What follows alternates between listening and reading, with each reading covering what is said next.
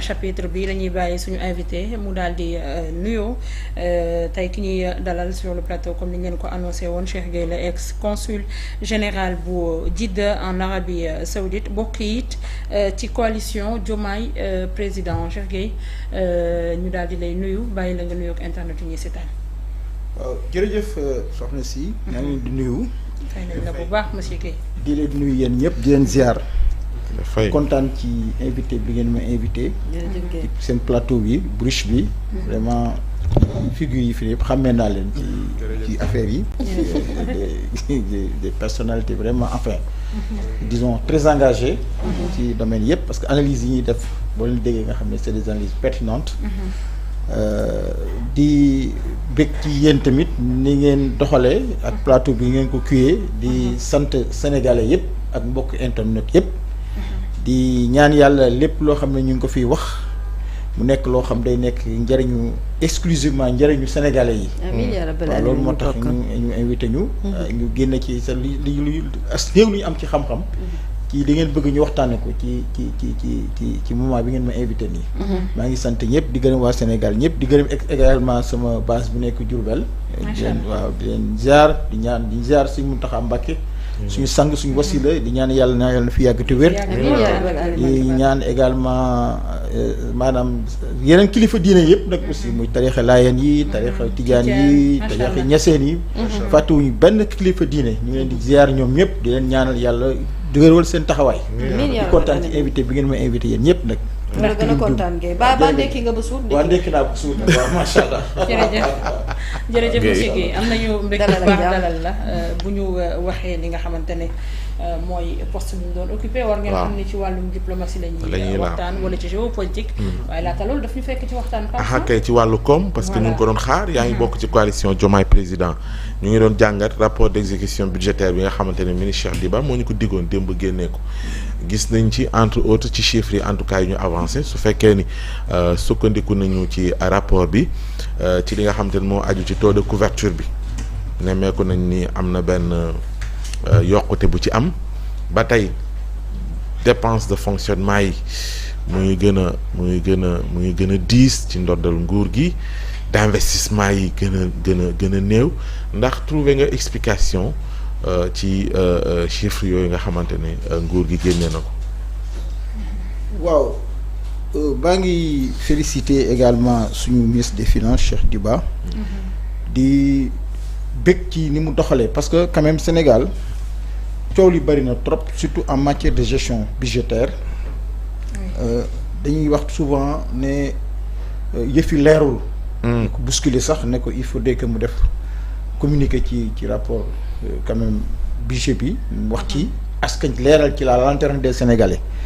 je pense que ça a été le cas comme ni ñu ko waxee tout au début Sénégal xam nga ñoom fi ñu fekk réew mi dafa xaw a yéeme xaw a doy waar parce que bi ñu ñëwee gis nga la plupart du temps bi def nañ ñoom benn genre conférence de presse présidée par son le premier ministre Ousmane Sonko wax ci finances publiques yi bi mu ñëwee li ñu fi fekk que le gap était très énorme et que la gestion était trop opaque ci jamonoy Macky Sall et que même des chiffres ont été falsifiés je pense que loolu wax nañ ci lu yoon ce qui fait que donc ñoom bi ñu ñëwee dañu nekk ci ay difficultés financières pour mën a mener à bien vraiment doxalinu réew mi ci côté finance les finances publiques gis nga ni ñu ko doon doxale caxatee bi ñu ci defoon te muy dëgg nag waaw man ma d'accord ci parce que nag rapport des cours de compte la et c'est des rapports qui ont été authentifiés signé ko authentifié ko leeral ko loolu nag bu ñëwee fekk lu toll noonu cim réew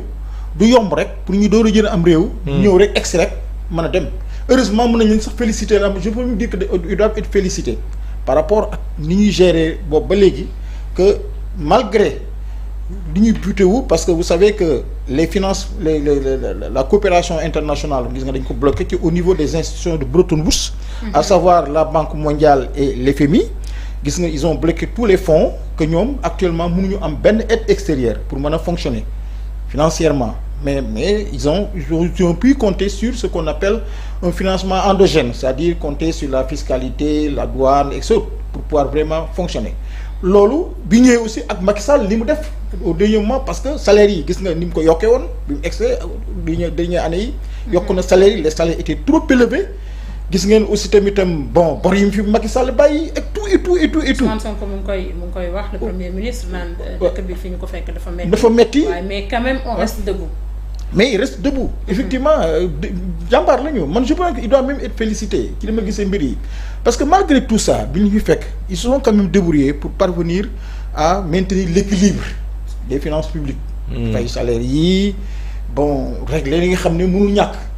mais bala nga ne naam ne fa bala ngay xalaat naan da ngay def ay investissement mais da ngay di jël sa fonctionnement ba pare parce que mënoo nit ay borom kër nga war liggéey loolu weer dee nga war leen a fay amoo bala ngay toppatoo leneen da ngay toppatoo alors te fekk na li ko waral yëpp mooy ñoom ni ñu doon gérer bi fi ñu bàyyi xaalisu réew mi donc je pense que budget bi boo ko gisee rapport bi nit ñaa ngi sabat naan oui on ne fait que on parle que de fonctionnement ana investissement mënaguñu investir parce que amaguñu lu ñu investir. nañu wax dëgg nit dafa réalité financière dafa am ñoom li ñu mën mooy jéem a fay seeni salaire maintenir l'équilibre et puis tam dem uti ay fonds parce que Ousmane Sonko a effectué un voyage récemment en Chine. Je pense que au retour de ce voyage là dana am lu mu indil Sénégal ci ay en termes d'investissement loolu ñu ngi koy xaar parce que tamit ils n'ont fait que 15 mois au pouvoir bi ñu ñëwee léegi yàggagul trop.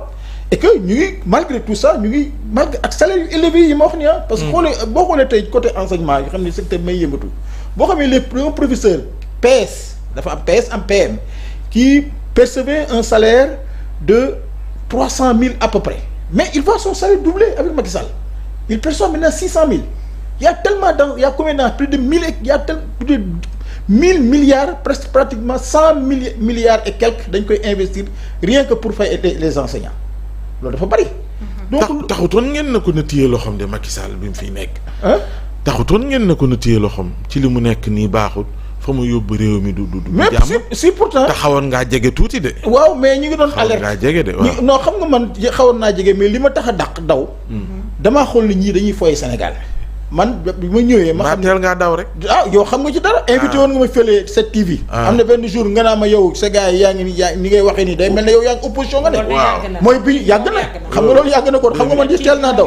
man 2022 la woon. voilà boobu invité woon nga est-ce que yéexoo daw père. non daw naa ci daw bi daw di jot. parce que dama xool ne Macky Sall jamono yooyu jaay doole gi muy jaay di tëj nit ñi kaso yi à tout bout de champ di jaxasee xaar réew mi di créer ay postes inutiles yoo xam ne amul benn njariñ pour askan wi muy lekk suñu budget bi ma xam ne ñii kat fi ñuy jëme réew mi dexub ma xam ne kat am na ñoo xam ne ils m'ont vendu un projet à savoir ñoom Ousmane Sonko ma lire projet bi xool xam ne lii njariñu askan wi la ma dem signer charte ba nag parce que nag man n'oublie pas que j'ai un mouvement intitulé ADD Alliance pour le développement de Diourbel.